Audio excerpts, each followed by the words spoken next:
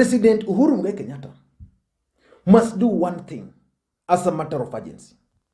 The president must immediately fire his advisors, especially those managing the deep state.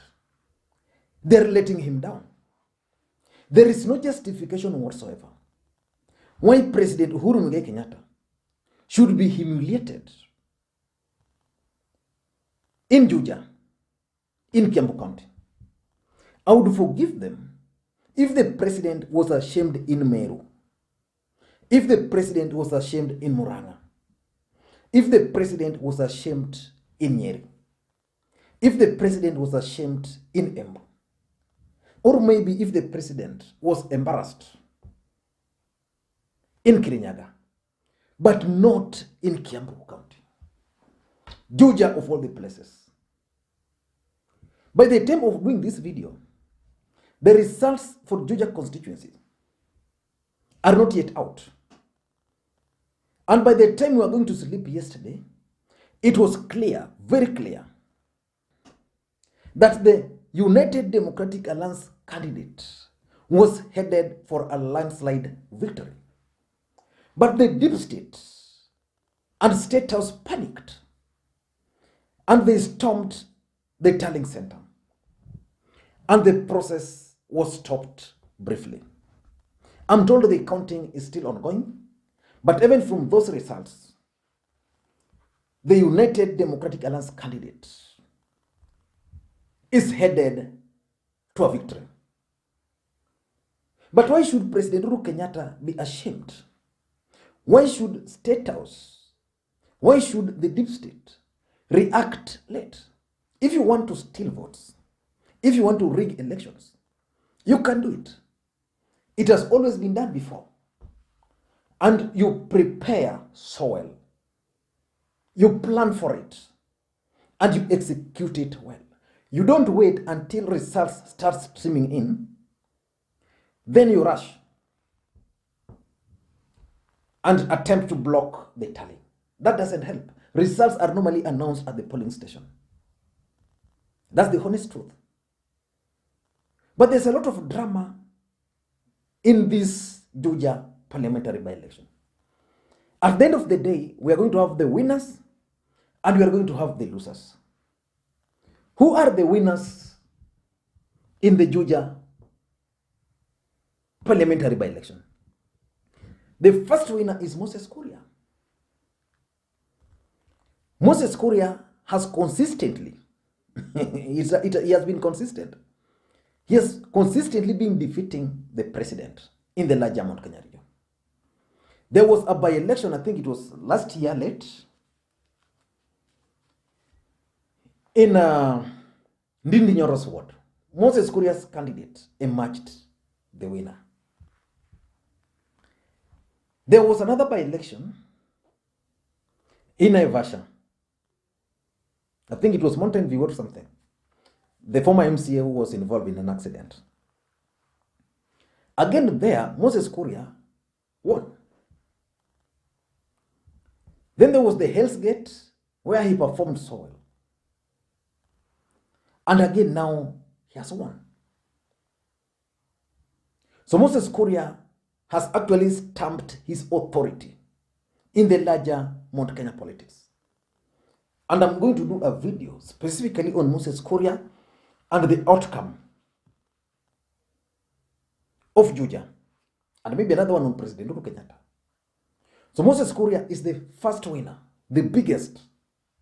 He now has the bragging rights after this election. The second winner is the Deputy President William Samoei Ruto. Note that the Deputy President sponsored a candidate, but politics is all about perception. The mere fact that the Deputy President has been betrayed by President Uhuru Kenyatta, and the mere fact that the Deputy President has focused all his effort in the larger Mount Kenya region has paid off. Let's face it, the United Democratic Alliance Party did not sponsor a candidate in Juja. That's the honest truth. The other honest truth is that Moses Kuria is a close ally of the Deputy President, William Samoei Ruto. So Ruto has won by not stamping his authority and reducing the influence of President Uhuru Kenyatta, reducing the likes of David Murathe to zero. Today, David Murathe has not spoken. Let us wait and see. But the president has alternatives. He can reinvent himself in Kiamba, or he can even engineer the removal of Moses Kuria as a member of parliament, and then occasion a by-election there, and then defeat Moses Kuria.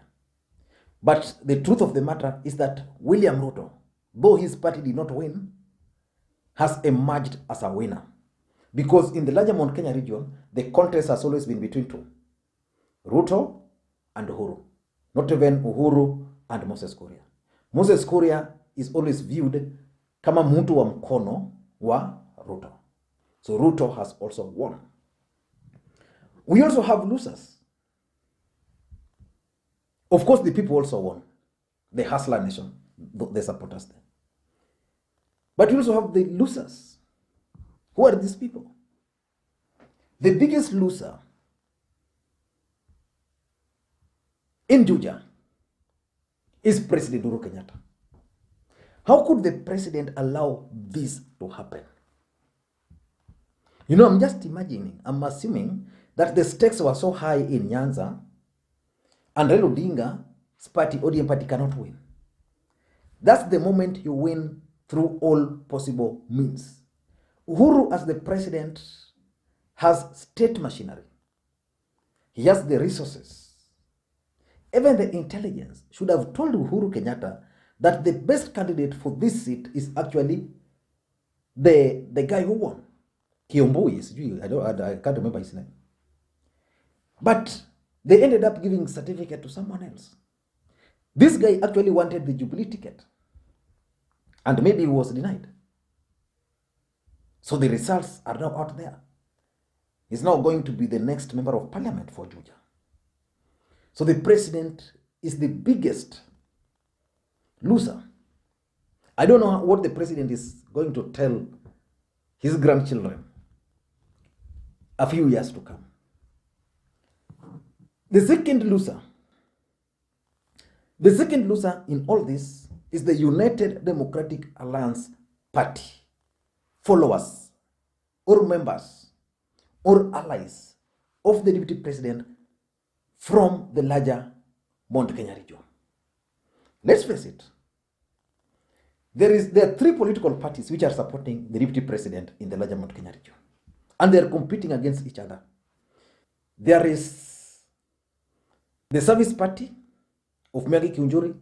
There is Moses Kuria's party, People's Empowerment Party, and there is ODA. These three parties are actually competing against each other.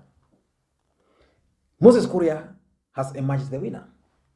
Because remember, just a few weeks ago, I think 2 or 3 weeks ago, the United Democratic Alliance Party supporters, members of parliament from the larger Mount Kenya region, met with the Deputy President, William Ruto, in Mara.